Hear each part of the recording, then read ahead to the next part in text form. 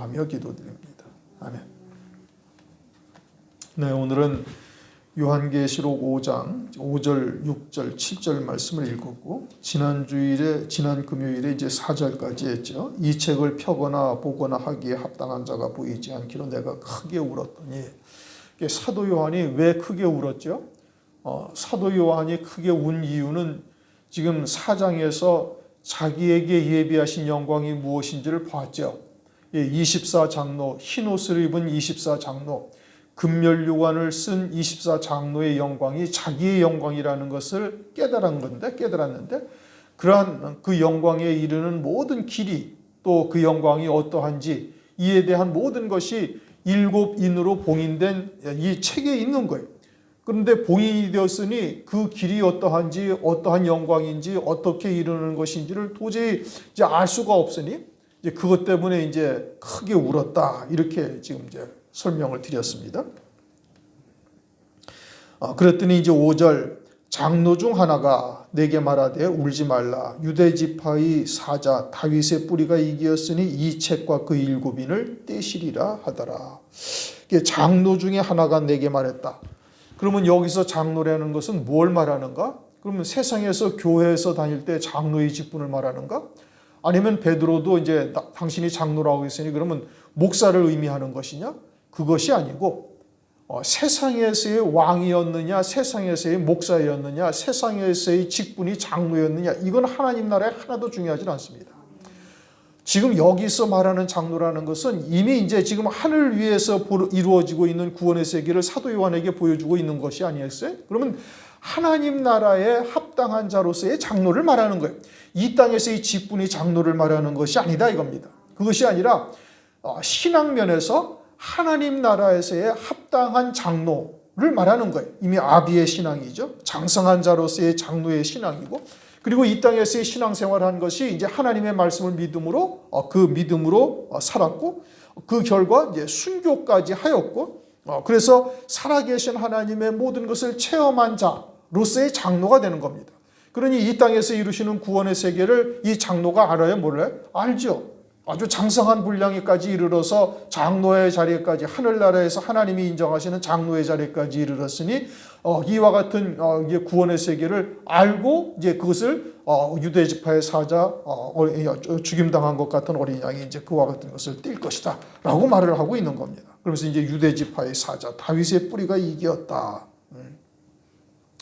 유대 지파의 사자, 그것은 유대 지파에서 나신 자로서 사자라 하면 왕이라는 의미인 것이고, 그것은 세상에서 다윗과 같은 왕 또는 혈통적인 왕을 말하는 것이 아니고 영원한 왕을 의미하는 것이고, 그것은 곧 하나님께서 메시아에 대한 약속을 하셨으니, 유대 지파를 통해서 메시아에 대한 약속을 하셨으니 그것은 메시아요 그리스도를 의미하고 있는 겁니다. 그러므로 유대 지파의 사자라는 것은 누구를 말하는 거예요? 그리스도를 의미하는 거예요. 다시 말하면 예수 그리스도를 의미하는 것이죠. 그러면서 유대 지파의 사자 다윗의 뿌리가 이기었으니, 그래서 다윗의 뿌리다, 다윗의 근본이 되신 분이다, 이런 의미죠. 다윗의 근본이 되셨다라는 것은 다윗을 창조하셨고 다윗을 조성하셔서 이 유대 나라의 왕이 되도록 주님께서 이제 하신 분이죠. 그것을 다윗의 뿌리라고 말하는 거예요. 다윗 왕국을 세워서 왕의 영광을 주신 분이 다윗의 뿌리이신 그리스도 성자 하나님이시죠. 다윗 왕국을 세워서 다윗을 통치하게 하신 것은 그림자인 것이고, 그 뿌리가 되시는 그리스도께서 이 땅에 오셔서 세우실 그리스도의 나라 천년 왕국이 그 실상인 겁니다. 그래서 이제 그것을 가리켜서 다윗의 뿌리다라고 지금 말씀하고 있는 겁니다. 그러니 역사적으로는 다윗이 먼저 왔지만 다윗보다 먼저 계신 분이시니 다윗의 뿌리가 되고, 다윗의 모든 것을 조성하신 것은 이제 그와 같이 유대 지파의 사자로서 이루실 모든 일을 그림자적인 역사로 다윗을 먼저 앞서 보내셔서 이루신 거예요. 그리고는 그와 같은 다윗의 뿌리요 유대 지파의 사자인 그리스도께서 이기셨다. 무엇을 이기셨어요? 주님은 이 땅에 오셔서 모든 율법을 이루셨어요. 그래서 죄를 다 이기신 거예요. 그리고 믿는 자에게 의롭다함을 입혀주시는 것이죠. 의의 옷을 입혀주신다. 이건 뭐 더 설명을 안 드려도 되죠. 로마서 3장을 보면은 이제 율법 외에 다른 한 의가 나타났으니 곧 예수 그리스도시고, 그리스도를 믿는 자에게는 하나님께서 의롭다 칭함을 받게 하시는 거예요. 그러니 예수 그리스도를 믿는 우리들은 그리스도로 말미암아 이제는 죄가 하나도 없는 자처럼 은혜를 입게 되어지는 것이죠. 그러니 그리스도께서 죄를 이기시고, 그리고는 이제 십자가 위에서 피 흘려 속죄의 구원을 이루셔서 이제 우리로 하여금 영원한 의로움을 입게 하신 거예요. 그러니 그리스도께서 죄를 이기셨고, 그 다음에는 사망을 이기신 거예요. 어떻게? 육체를 입고 이 땅에 오셔서 죽임당하셨다가 부활하심으로 사망의 권세를 깨뜨리신 것이죠. 마귀는 예수가 사람인 줄로 알고 육체를 죽이면 그것으로 끝인 줄 알았는데, 그런데 부활하심으로 말미암아서 사망 권세를 깨뜨리셨어요.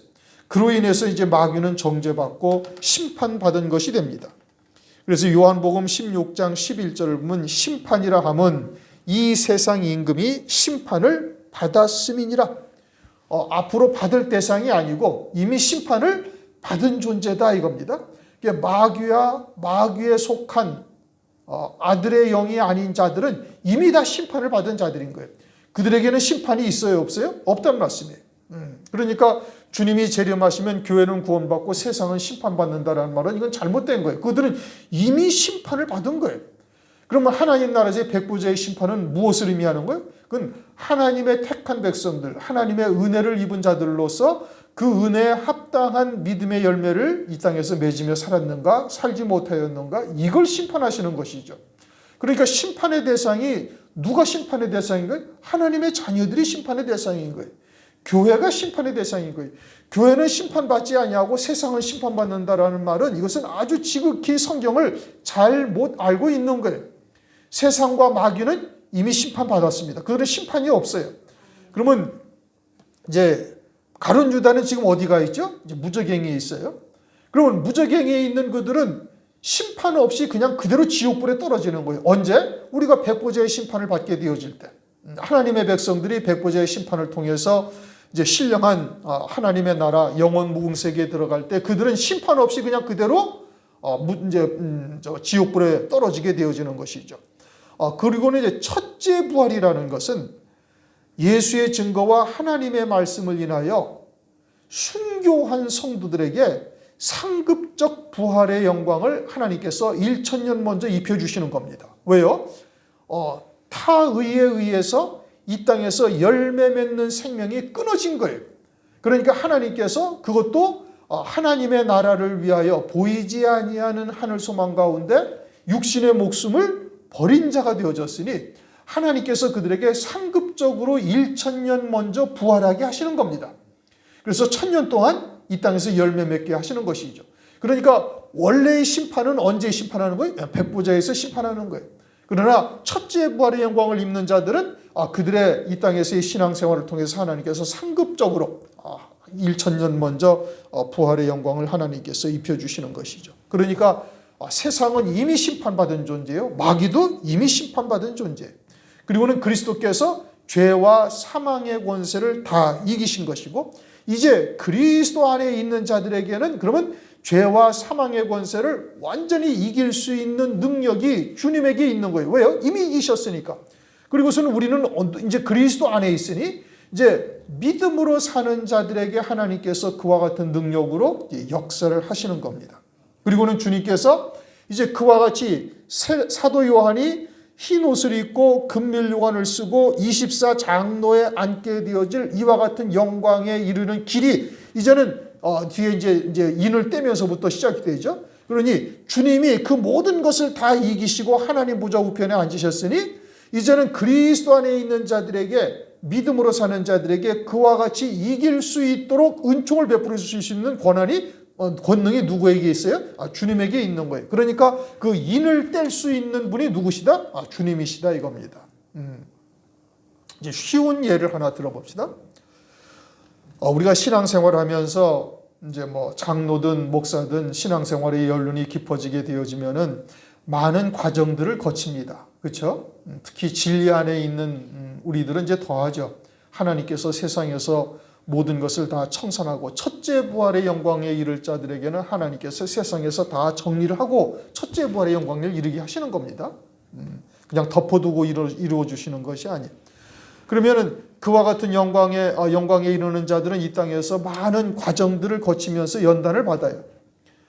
그렇게 연단을 받고 나니까 이제 뒤에 쫓아오면서 그와 같은 길을 같이 걸어가고 있는 성도들이 겪게 되어지는 여러 가지의 과정들이 이제 무엇인지를 알고 있고 그 결말이 또한 무엇인지를 알고 있으니까 그들에게 하나님의 말씀으로 또는 이제 자기가 겪어온 그런 체험된 그런 경험을 체험된 하나님을 이제 증거하게 되어지면 그러면 그와 같이 고난을 겪는 자들이 많은 위로를 받는 거예요. 그리고 그 결말이 무엇인지를 알고 있단 말이에요. 하나님께서 왜 그와 같은 연단을 주시고 연단이 끝난 이후에 그의 신앙은 어떠한 자리에까지 이르게 되어지며 하나님께서 그와 같이 우리를 세워가시는 역사가 무엇인지를 아니까 이제는 그것을 충분히 위로하고 힘을 줄 수도 있는 것이죠. 마찬가지로 주님께서는 우리의 육체를 입으시고 모든 것을 체휼하지 아니하시고 그대로 다 겪으신 거예요. 주님은 몸이 플라스틱이 아니란 말씀이에요. 우리가 똑같은 이 육체를 입으신 거예요. 다만 죄만 없으실 뿐인 것이죠. 그러니 모든 고통과 육신의 연약함을 다 아시고 그리고 승리를 하시고 승리하도 하나님 보좌 우편 영광의 자리까지 이르르셨으니 그러니 환난을 통해서 이루실 구원이 뭐예요? 보좌 우편 영광이죠. 24장로 금멸유관 쓰는 자리죠. 첫째 부활의 영광이 그거죠. 그러니 그와 같은 영광에 먼저 이르셨으니 뒤따라오는 이 환난을 통해서 이루실 하나님의 모든 구원의 세계를 인봉할 수 있는 그 인을 뗄 수 있는 자격이 있고 그리고 그리스도 안에 있는 자들에게 능히 그들을 세워서 그와 같은 과정들을 이겨나갈 수 있는 은혜를 베풀어 주실 수가 있다 이겁니다. 그래서 어린 양이 그걸 뗄 수 있는 거예요. 7인을 뗄 수 있는 떼시리라. 이 책과 그 7인을 떼시리라. 장로들이 그렇게 이야기를 하고 있는 겁니다. 6절 내가 또 보니 보좌와 내 생물과 장로들 사이에 어린 양이 섰는데 일찍 죽임을 당한 것 같더라. 그렇게 말씀하셨어요. 일찍 죽임을 당한 것 같더라. 그러면 죽임을 당했다라는 말도 아니고 아무 일도 없었다는 얘기도 아니에요. 죽임 당하지 아니한 것 같지도 않고 또 죽임을 당한 것 같지도 않고 그냥 일찍 죽임을 당한 것 같은 어린 양이다. 그런데 이제 9절에는 뭐라고 말씀하셨어요? 9절 새 노래를 노래하여 가로되 책을 가지시고 그 인봉을 떼기에 합당하시도다. 일찍 죽임을 당하사. 여기서는 일찍 죽임을 어떻게 당하셨다. 딱 이제 끝났죠. 12절 큰 음성으로 가로되 죽임을 당하신 어린 양이 능력과 부와 지혜와 하면서 여기서도 죽임을 당하셨다라고 말씀하고 있어요. 그러니까 9절과 12절에서는 어린 양이 이미 죽임을 당하셨다라고 딱 확정적으로 말씀하고 있는데 지금 6절에서는 어떻게 말씀하셔요? 일찍 죽임을 당하신 것 같더라. 이게 죽임을 당했다는 얘기예요? 아니 당했다는 얘기예요? 당했다는 얘기도 아니고 그것이 아니라는 얘기도 아니고 그러니까 일찍 죽임을 당한 것 같은 어린 양과 9절과 12절에서는 죽임을 당하신 어린 양이에요. 다르죠. 그렇죠? 이제 뉘앙스가 완전히 다른 겁니다. 그러면 9절 10절은 뭘 말하는 거예요? 그것은 이 땅에 육체를 입고 오셔서 죽임을 당하시고 부활 승천하신 그리스도를 말하는 거예요. 이 죽임을 당하신 그리스도 어린 양이란 말씀이죠. 그런데 6절은 뭐라고 말해? 죽임을 당한 것 같더라. 이게 일찍 죽임을 당한 것 같은 어린 양이다 이겁니다. 그러니 일찍 죽임을 당한 것 같은 어린 양인데 아직은 죽임을 당하지는 아니했다. 그런데 한편으로는 죽임을 당하신 것 같은 어린 양이다. 이런 의미죠. 에베소서 2장 5절 6절에 이제 이거를 우리가 여러 차례 상고를 했어요. 에베소서 2장 5절 6절 제가 읽어드리겠습니다. 허물로 죽은 우리를 그리스도와 함께 살리셨고 너희가 은혜로 구원을 얻은 것이라. 또 함께 일으키사 그리스도 예수 안에서 함께 하늘에 앉히시니. 에베소서 2장 5절에서는 그리스도와 함께 살리셨고 딱 끝났어요. 그리고 6절에서는 그리스도 예수와 함께 하늘에 앉히시니 이렇게 말씀을 하셔요. 그래서 이제 6절은 그리스도께서 이 땅에 육체를 입고 오셔서 죽임당하시고 부활 승천하신 그리스도 예수를 말하는 것이고, 그러니까 십자가 위에서 피 흘려 죽임당하시고 3일 만에 부활하셔서 하나님 보좌 우편 영광 중에 앉아 계신 그리스도, 그리고 우리가 그러한 그리스도 예수와 함께 하늘에 앉아있다, 이런 의미인 것이고, 앞에 2장 5절에서는 그리스도와 함께 살리셨다 이겁니다. 그러면 그리스도라는 직분은 아직 나사렛 예수로 육체를 입기 이전에 그리스도를 의미하는 것이고, 그 그리스도께서 우리를 살리셨다라고 말씀하고 있어요. 이미 살리신 거예요. 그럼 그렇게 그리스도께서 우리를 살리신 것이 불완전한 것이냐? 아니요, 완전한 거예요. 완전한 자이기 때문에 에녹이 하나님과 동행을 할 수가 있었던 거예요. 그 살리셨고 그리스도와 함께 살리셨다라는 것은 예수라는 육체를 입기 이전에 이미 하늘에서 우리의 구원을 이루셨다는 얘기고, 그 구원이 불완전해가지고 주님이 이 땅에 오셔서 십자가 위에서 희생하신 것이냐? 그게 아니라니까요. 하늘에서 이루신 구원은 완벽한 거예요. 그러면 뭐 때문에 예수님께서 이 땅에 육체를 입고 오셔가지고 십자가 위에서 죽임당하시고 부활하셔서 하나님 보좌 우편에 앉으셨는가? 그것은 주님이 그렇게 하심으로 말미암아서 이제는 보좌 우편 영광에까지 우리가 이룰 수 있는 길을 우리에게 열어놓으신 거예요. 새롭고 산 길을 우리에게 열어놓으신 겁니다. 그러니까 앞에서 다시 말하면 창세기 3장에서의 가죽옷이 불완전해서 주님이 이 땅에 오셔서 십자가 위에서 피 흘려 죽임당하시고 그리고 부활하신 것이 아니란 말씀이에요. 그것 자체로도 완벽한 거예요. 그러니까 에녹이 하나님과 동행할 수가 있었고 노아가 의인이요, 당세의 의인이 될 수가 있는 거예요. 그 죄의 문제가 해결되지 아니하면 절대 의인이라고 칭함을 받을 수가 없는 것이고, 하나님과 동행은 더더군다나 할 수가 없는 일이에요. 그렇죠? 죄의 문제가 완전히 해결되어졌으니까 하나님과 동행을 할 수가 있는 거예요. 죄인이 어떻게 하나님과 동행을 할 수가 있어요? 죄의 문제에서 완전히 벗어난 자가 되어졌으니 에녹이 하나님과 동행할 수가 있는 거예요. 그러니까 그리스도와 함께 살리셨다는 것이 불완전해서 주님이 이 땅에 오셔가지고 십자가에서 피 흘려 죽으시고 부활하셔야만 온전한 구원이냐? 그것은 아니란 말이에요. 그러면 주님이 오셔서 그와 같은 과정을 이루신 것은 뭐예요? 우리로 하여금 길이요 진리요 생명이 무엇인지를 완전한 것을 보여주시기 위함인 거예요. 그래서 보좌 우편 영광에까지 이르게 하시고, 그래서 그리스도와 함께 하늘에 앉히셨다라고 말씀하고 있는 겁니다. 그러면 에베소서 2장 5절에서의 그리스도라는 것은 하늘 위에서의 직분인 것이고, 그러면 하늘 위에서의 직분으로 우리를 구원하신 거예요. 에베소서 1장 3절 4절 말씀처럼 창세전에 그리스도 안에서 우리를 택하시고 구속하시는 하나님의 뜻대로 이미 하나님께서 구원을 하셨음을 말씀을 드리는 것이고, 이것은 이제 이미 우리가 상고했던 것처럼 멜기세덱이라는 제사장의 직분으로서 우리를 살리셨다라는 것을 말씀하고 있는 것이죠. 그러므로 우리가 가죽옷을 지어 입히신 주님의 그러한 하나님의 그러한 구원의 뜻이 무엇인지를 우리가 깨닫게 되어졌으니, 이제 멜기세덱으로 말미암아 이루신 그와 같은 구원을 통해서 하나님께서 우리에게 이제 그와 같은 하늘에서 이루시는 구원을 우리에게 이루셨음을 말씀하고 있는 것이죠. 그럼 멜기세덱은 무엇을 위해서 무엇으로 말미암아 우리를 온전하게 구원을 하신 거예요? 장차 4000년 후에 이 땅에 육체를 입고 오셔서 희생하실 것을 전제로 이제 어린 양으로 제사를 드리고 그 표징으로 가죽옷을 지어 입히셨어요. 여호와 하나님이 가죽옷을 지어 입히시니라. 창세기 3장을 보면 그렇게 말씀하고 있죠. 21절에 여호와 하나님이 지어 입히신 가죽옷이니 이 세상에 그 어떠한 피조물도 그것을 이제 벗길 수가 없는 것이죠. 그러니까 지옥에서 이제는 완전한 하나님의 나라의 백성으로서 온전함을 하나님께서 이미 이루어 놓으신 것이고, 이제 그것이 이제 그리스도와 함께 살리셨다는 의미요. 그것을 구체적으로 이제 멜기세덱으로 말미암아 이루셨음을 말씀하고 있어요. 그래서 히브리서 7장 1절 이하를 보면 멜기세덱을 영원한 하나님의 제사장이다 이렇게 말씀하고 있죠. 영원한 하나님의 제사장으로서 이제 그 제사를 드린 것이죠. 제사장이 이 땅에 율법을 쫓아 제사를 드릴 때에는 먼저 자신을 위해서 제물로 제사를 드린 후에 이제 백성들과 나라를 위해서 제사를 드려요. 그것은 제사장이라는 것은 직분 자체가 자기가 먼저 산 제사, 산 제물이 되었다라는 뜻이죠.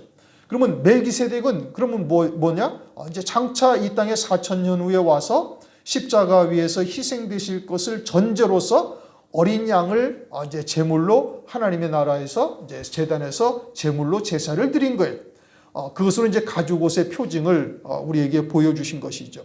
그러므로 멜기세덱이 이제 그와 같이 4,000년 후에 이 땅에 와서 희생이 되실 것을 전제로 구원하신 것이고, 그러나 하나님의 나라는 영원한 현재이기 때문에 하나님의 나라에서 그와 같은 희생의 제사를 드림으로써 우리의 구원은 그거는 시제에 상관이 없이 하나님께서 이루신 구원이시니 그것은 그대로 영원한 효력이 있는 것이고 완전한 구원이 되는 것이죠. 그러니 멜기세덱으로 말미암아 이루신 구원인데, 그 멜기세덱은 장차 4,000년 후에 이 땅에 오셔서 희생되실 것을 전제로 드리신 제사이니 구원이니 이제 그것이 죽임을 당하신 것 같더라 얘기는 이제 그와 같은 의미인 것이죠. 시편을 보면은 히브리서 5장 5절 6절을 보면 이제 시편 2편 7편과 시편 110편 4절을 이제 인용해서 히브리서 5장 5절 6절에 말씀을 하시는데 이렇게 말씀을 하셨어요.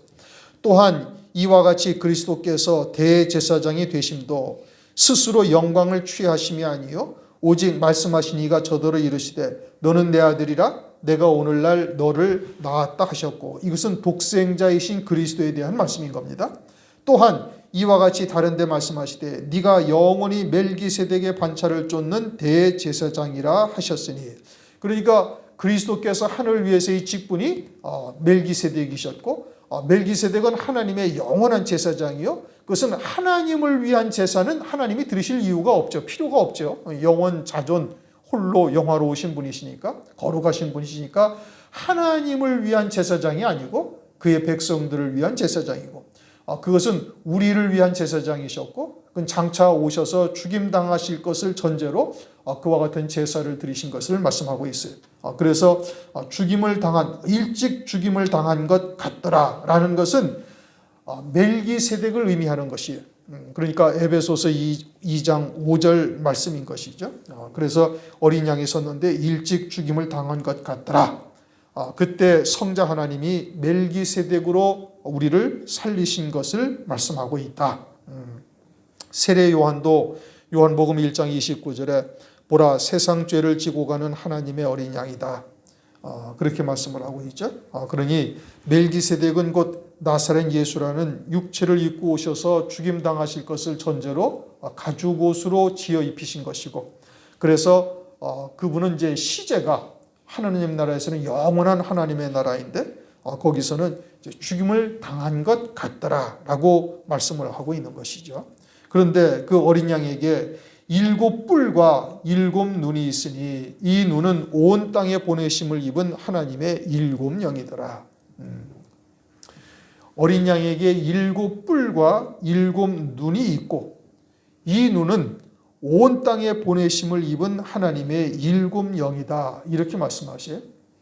7영은 앞에 계시록 4장 5절에서도 나왔죠. 거기서는 7등불 켠 것이 있는데 이는 하나님의 또 7영이다. 이렇게 말씀하셨어요. 그러면 이제 앞에서는 7등불이다. 여기서는 7뿔이다. 7눈이 있다. 그러면서 그 눈은 온 땅에 보내심을 입은 하나님의 7영이더라. 온 땅이라는 것이 뭐냐? 물론 이제 아담이 흙으로 지었죠. 또 마태복음 13장을 보면 4가지 땅이 등장하는데 그것은 하나님의 자녀들의 심령을 의미하고 있는 것이죠. 그러므로 온 땅이라는 것은 곧 하나님의 백성들을 의미하는데, 그러면 모든 하나님의 백성들을 말하는 것이냐? 그것은 아니다 이겁니다. 왜냐? 그것은 7영을 보내심을 받았다라고 말씀하시는데, 7영이라는 것은 우리가 이제 앞서서도 상고를 했던 것처럼 7영은 스데반 집사를 통해서 7단계로 충만케 하시는 성령의 역사요. 그 결과는 순교의 신앙에 이르러서 능히 순교케 하시는 하나님의 은혜를 말하고 있는 겁니다. 그러니까 이 온 땅이라는 온 땅, 7영을 받는 온 땅은 결국 환난 날에 순교하게 되어지는 성도들만을 의미하고 있는 거죠. 그냥 모든 그리스도인, 모든 교회를 말하는 것이 절대 아니다 이겁니다. 그럼 환난 날에 순교하는 성도들은 누가 순교해죠? 어린 양의 생명책에 농명이 된 자들. 첫째 부활의 영광을 입을 자들이죠. 그리고 이제 14만 4천의 종들이 아울러서 이제 순교할 자들이 되는 것이고, 그들이 온 땅이고 그들에게 7영이 보내심을 받는데, 7영이 뭐라고요? 7눈이요 7뿔이다 이렇게 말씀을 하고 있어요. 앞에서는 뭐라고 그랬죠? 7등불이다 이겁니다. 7등불은 하나님의 나라에 켜지는 등불이죠. 불이 하나가 켜지면 그만큼 밝아지고, 2개가 켜지면 조금 더 밝아지고, 7등불이 켜지면 완전히 드러나게 되어지는 것을 나타내고 있어요. 그러면 성령이 7명이 7등불이다라고 말씀하고 있으니, 성령께서 하나님의 나라에 하나님의 구원의 세계를 열어 보이시는 겁니다. 켜놓는 겁니다. 그리고 지금은 7눈이라고 그랬죠. 7눈이라는 것은 7영께서 7등불로 켜놓인 하나님의 나라의 구원의 세계를 볼 수 있게 하시는 겁니다. 7눈으로 역사를 해서 그것을 바라볼 수 있게 하시는 거죠. 이 7영이라는 것은 우리가 이제 사도행전 6장, 7장에서 7영으로 충만케 하시는 역사가 무엇인지를 이미 이제 상고를 했고, 또 4장 5절에서도 7영에 대해서 이제 우리가 또 다시 한번 상고를 했어요. 그와 같이 우리를 충만케 하셔서, 7등불이라는 것은 하늘나라에서 최고의 영광으로부터 모든 것을 다 보여주는 것이고, 그에 이르는 길이 어떠한 길인지, 그 신앙의 자세가 어떠한 것인지, 또 그 영광이 어떠한 영광인지를 다 드러낸다 이겁니다. 그것이 등불이라는 의미인 것이고, 눈은 7눈이라는 것은 그것을 다 볼 수 있게 하는 거예요. 그러니까 최고의 영광인 첫째 부활의 영광, 24장로의 영광에 이르기까지에는 어떠한 과정들이 있고, 그것을 어떻게 받아들여야 될 것이고, 그리고 누리게 되어질 영광이 어떠한 것인지를 다 나타내 주는 겁니다. 그것이 7눈으로 이루시는 하나님의 은혜가 되어지는 거예요. 7뿔은 뭐냐? 7뿔은 시편 18편 2절 여호와는 나의 구원의 뿔이다 이겁니다. 다시 말하면 구원의 능력, 권세 이런 걸 말하는 거예요. 그러니까 성령께서 등불을 켜서 다 보여주시고, 그리고 7눈으로서 우리에게 그것을 볼 수 있게 하시고, 그 다음에는 구원의 뿔, 하나님의 구원의 권능을 우리에게 7영으로 충만케 하셔서 그 믿는 자에게 이루시는 능력이 임하도록 은총을 베풀어 주신다, 이런 의미인 겁니다. 그러므로 우리의 구원은 누가 이루어 가시는 거예요? 하나님께서 이루어 가시는 것이죠. 등불로 다 밝혀 놓으시고, 눈으로 볼 수 있게 하시고, 또 믿는 자에게 하나님의 권능이 임하사 믿음대로 하나님께서 이루어 가시는 역사를 행하시는 겁니다. 에베소서 1장 다시 한번 읽어보십시다. 에베소서 1장 17절부터 22절까지를 읽어보시겠습니다. 에베소서 1장 17절부터 22절 천천히 읽으셔요. 찾으셨습니까? 시작. 우리 주 예수 그리스도의 하나님 영광의 아버지께서 지혜와 계시의 영을 너희에게 주사 하나님을 알게 하시고, 이제 아버지가 누군지를 알게 합니다. 근데 그 아버지가 어떤 하나님이냐? 우리 주 예수 그리스도의 하나님, 즉 나사렛 예수를 그리스도로 세우시고 우리의 구세주가 되게 하신 전능하신 하나님, 그분이 영광의 아버지가 되신다 이겁니다. 우리에게. 그래가지고 성령, 지혜와 계시의 성령을 우리에게 부어주시면 그 하나님이 누구신지를 알게 하신다는 거예요. 그러면서 너희 마음 눈을 밝히사, 누가? 지혜와 계시의 성령께서 그의 부르심의 소망이 무엇이며 성도 안에서 그 기업의 영광의 풍성이 무엇이며, 이렇게 최고의 영광에까지 우리에게 깨우쳐 주셔서 19절 그의 힘의 강력으로 역사하심을 따라, 전능하신 하나님이시죠. 그렇게 그의 능력으로 믿는 우리에게 베푸신 능력의 지극히 크심의 어떤 것을 너희로 알게 하시기를 구하노라. 그러니까 하나님께서 믿는 자에게 이루시는 그 하나님의 권능, 능력이 어떠한지를 너희들이 좀 알았으면 좋겠다, 이 뜻입니다. 그러면 그 하나님의 능력이 무엇이냐? 그것을 20절부터 말씀하는 거예요. 그의 능력이 그리스도 안에서 역사하사 죽은 자들 가운데서 다시 살리시고 부활을 하셨죠. 부활하게 하셨죠. 누가? 전능하신 하나님께서. 하늘에서 자기의 오른편에 앉히사 모든 정사와 권세와 능력과 주관하는 자와 이 세상뿐 아니라 오는 세상에 일컫는 모든 이름 위에 뛰어나게 하시고 또 만물을 그 발 아래 복종하게 하시고 그를 만물 위에 교회의 머리로 주셨느니라. 아멘. 누가 그렇게 하신 거예요? 하나님 아버지께서. 누구에게? 믿는 자에게. 믿는 자에게 베푸신 능력이 어떠한지를 너희들 알기를 원한다 이겁니다. 그럼 믿는 자에게 베푸신 능력이 어떠했는지를 참된 증인이신 그리스도를 통해서 우리에게 보여주신 거예요. 모든 죽은 자들 가운데서 그를 다시 살리시고 그를 모든 만물 위에 뛰어나게 하시고 모든 이름을 그 발 아래 무릎 꿇게 하신 분이 누구냐? 하나님 아버지시다 이거예요.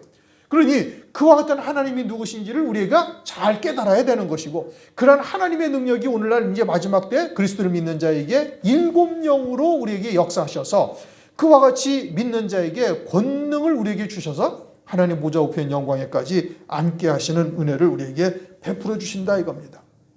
이 7영의 역사가 처음에는 뭐였어요? 믿음이 충만한 거예요. 믿음이 충만하다는 것은 뭘로 충만한 거예요? 예수로만 충만한 거예요. 한마디로 말하면 예수를 믿는 믿음으로만 충만한 거예요. 그러니까 예수님이 지금 어디 계신데? 하나님 보좌 우편 영광 중에 계시죠. 죄와 사망의 권세를 깨뜨리고 이기시고 그러니 예수를 믿는 믿음으로 충만하면 어떠한 신앙이 돼요? 이제 죄와 사망의 권세를 능히 이기고 하나님 보좌 우편 영광 중에 앉으신 그리스도 안에서 하늘에 속한 자로서 살아가는 거예요. 그 다음에 성령에 충만하게 되어지면 이제 하늘 위에 예비하신 영광을 완전히 다 보는 자가 되어지는 것이고 그 다음에 은혜. 그러면 은혜가 충만하면 어떻게 된다고요? 모든 것을 다 은혜로 받는 거예요. 장차 다가올 환난이 은혜예요? 아니면 저주예요? 은혜죠. 사랑이란 말씀이에요. 그러니까 요한계시록을 통해서 환난으로 이루실 하나님의 구원의 세계를 딱 보니 이것은 나로 하여금 첫째 부활의 영광, 더 나아가서는 금면류관을 쓴 24 장로의 자리에까지 나를 앉히시려는 하나님의 사랑이죠. 그러니 죽이는 권세를 그들에게 준 것이 하나님의 사랑이요 하나님의 은혜다 이겁니다. 은혜로 받아야 되는 거예요. 그 다음에는 뭐죠? 은혜 다음에 권능이 충만하다 이겁니다. 그와 같은 하나님의 은혜를 받거든요. 이제 세상의 것에 대한 미련이 완전히 사라지는 것이고 더 나아가서는 이제 육신의 목숨보다도 더 내게 있는 하늘의 생명이 더 소중한 거예요. 그러니까 육신의 목숨도 버릴 권세로 버리는 자가 되는 거예요. 육신의 목숨도 버릴 권세로 버리는 자가 되어지니 세상이 감당치 못할 믿음의 자리에 서는 겁니다. 세상의 것으로 유혹을 하거나 세상의 것으로 협박을 하거나 이런 것에 전혀 흔들리지 아니하는 자가 딱 되는 것이죠. 그게 권세 능력인 겁니다. 더 나아가면은 이제 지혜, 또 더 나아가면은 이제 성령의 말하게 하심을 따라 이제 대언의 영으로 충만하게 되는 거예요. 이제 그렇게 되면 지혜는 이제 환난을 통해서 이루신 이 구원의 세계가 이 마지막 때에 따른 말씀이요. 그것이 온전한 지혜죠. 성경의 결론이라는 말씀입니다. 요한계시록이. 그러니 지혜의 궁극적인 초점은 어디에 맞춰져 있어요? 환난을 이기는 자, 환난을 통해서 이루신 구원의 세계를 깨닫는 것이 그것이 지혜고, 그리고서 이제 그와 같은 지혜를 받은 자들이 이제 하나님의 말씀을 이제 대언하게 되는 것이고, 더 나아가서는 이제 보좌 우편 영광에 대한 확신과 믿음을 하나님께서 주셔서 이제는 감추인 만나, 더 나아가서는 흰돌, 새 이름이 새겨진 흰돌까지 주심으로 이제 그런 순교의 순간에 넉넉히 이길 수 있는 자가 되도록 은혜를 베풀어 주시는 겁니다. 그와 같은 권능이 우리에게 임하게 되어진다 이겁니다. 누구에게? 믿는 자에게 임하게 하시는 거예요. 그러니 그것이 7영으로 이루시는 역사죠. 등불이 되게 하셔서 하늘에서 이루시는 구원의 세계를 이제 감추인 것이 드러나지 아니할 것이 없고, 숨겨진 것이 나타나지 아니할 것이 없다 하신 말씀대로 이제는 봉함된 하나님의 말씀이 그대로 다 우리에게 열린 책이 되어졌으니 이제는 7 등불이 켜진 것이고, 이제는 그것을 눈으로 보아서 하늘에서 이루시는 하늘에서 예비하신 하늘에 예비하신 영광이 어떠한지를 이제는 들은 바요, 본 바요, 만진 바까지 되게 하셔가지고 믿음으로 넉넉히 이길 수 있는 자, 권능을 우리에게 주신다. 그래서 7 뿔과 7 눈이 있으니 이 눈은 온 땅에 보내심을 입은, 온 땅은 환난 날에 어린 양의 생명책에 농명이 된 자들, 그들에게 보내심을 받는 겁니다. 하나님의 일곱 영이라. 7절 어린 양이 나와서 보좌에 앉으신 이의 오른손에서 책을 취하시니라. 어린 양이 나와서 아버지의 오른손에 있는 책을 취하였다. 오른손에 있다라는 것은 오른편에 앉게 하시는 그러한 창세로부터 예비된 나라가 있는 자들로 세우시는 역사를 말씀하고 있는 것이죠. 그것이 오른편, 마태복음 25장 31절 이하에 보면 임금이 양은 오른편에 염소는 왼편에 두시죠. 하나님이 오른손 왼손이 있다는 것이 아니고 이처럼 오른편이라는 것은 의인의 자리요 창세로부터 예비된 영광에 앉히는 자, 상속받을 자들이 있는 자리, 이것을 말하고 있는 것이고 결국은 환난 날에 승리하게 하는 이와 같은 자리에 서는 자, 그것을 오른손이다로 말씀하고 있는 겁니다. 그리고서 이제 그 책을 주님이 받으셨어요. 그러면은 모든 주권이 누구에게 있는 거예요? 주님에게 있는 겁니다. 주님에게 모든 주권이 있어서 세울 자를 세우시고 그리고 이제 그와 같이 무너뜨릴 자들에게는 하나님께서 진노의 심판으로 역사를 하시는 것이죠. 그러니 우리가 그리스도 안에 있는 자가 되어지면은 너희가 세상에서는 환난을 당하나 담대하라. 내가 세상을 이겼노라. 요한복음 16장 33절에 말씀을 하고 있는 겁니다. 믿음이 이기는 것이죠. 우리가 요한일서를 요즘 상고했잖아요. 그 4장에서 세상을 이긴 이김은 이것이니 우리의 믿음이니라. 어떤 믿음이에요? 그러니까 뭐 그냥 아무나 다 그냥 믿습니다 하면 된다라고 다 생각을 한단 말입니다. 그거는 아주 무지한 믿음이죠. 영의 세계에 완전히 무지한 믿음인 거예요. 그렇게 태초부터 있는 생명의 말씀이 무엇인지를 깨닫고 있는 자여야 되는 것이고, 그래서 세상에서 거듭난 자요 중생한 자가 되어져서 이제는 독생자를 사랑하심과 같이 나를 사랑하시는 하나님의 그 사랑 안에 완전히 녹아진 자가 되어야 되는 거예요. 사도 요한처럼 예수님의 품 안에 안겨 있되 하나님의 진리의 사랑을 통해서 온전히 그리스도 안에 있는 자가 딱 되어지는 거예요. 그래서 하나님이 우리를 사랑하시는 그 사랑이 무엇인지를 깨닫고 그 사랑으로 하나가 되어져 있는 자가 되어져야 이게 온전한 믿음인 것이고, 그 믿음이 세상을 이기는 것이죠. 그와 같은 믿음이 환난을 또한 이기는 자가 되어지는 겁니다. 오른손이다 라는 말씀이 무엇을 의미하는가? 그것은 반대도 있다 이겁니다. 왼손, 왼편이라는 것은 하나님의 자녀로서 그와 같은 구원의 은총을 받았음에도 환난 날 이와 같이 진노의 심판의 자리에 설 자들도 있음을, 영벌에 처해지게 될 자들도 있다라는 것을 우리에게 계시하고 있는 것이죠. 오늘은 5절부터 7절까지의 말씀을 우리가 상고를 했습니다. 유대지파의 사자 다윗의 뿌리가 이겼는데 그가 일찍 죽임을 당한 것 같더라. 이 멜기세덱을 모르면, 멜기세덱에 대해서 우리가 깨닫지를 못하면 우리의 신앙이, 이 땅에서 살아가는 신앙이 다 헛것이 됩니다. 그냥 천당 가기 위한 신앙생활이 다 되는 거예요. 그러니까 하나님께서 이루어 놓으신 구원을 깨닫지를 못하고 성경에 밝히 드러내셨는데 그것을 깨닫지 못하고 그저 천당 가기 위한 신앙생활만 열심히 한다면 이미 이루어 놓으신 구원을 믿지 아니하는 자니 이것은 불신앙이고 그 신앙생활은 다 헛것이 되는 거예요. 그러니 멜기세덱을 깨닫고 가죽옷의 구원이 산 자가 무엇인지를 깨닫는 자가 되어지는 것이 이게 아주 엄청난 하나님의 은총인 겁니다. 그래야만 이제 하늘의 영광이 무엇인지를 볼 수 있는 자리에 앉게 되는 것이죠.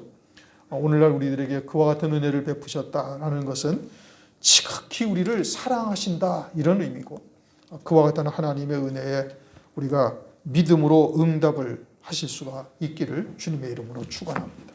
기도하겠습니다. 하나님 감사합니다.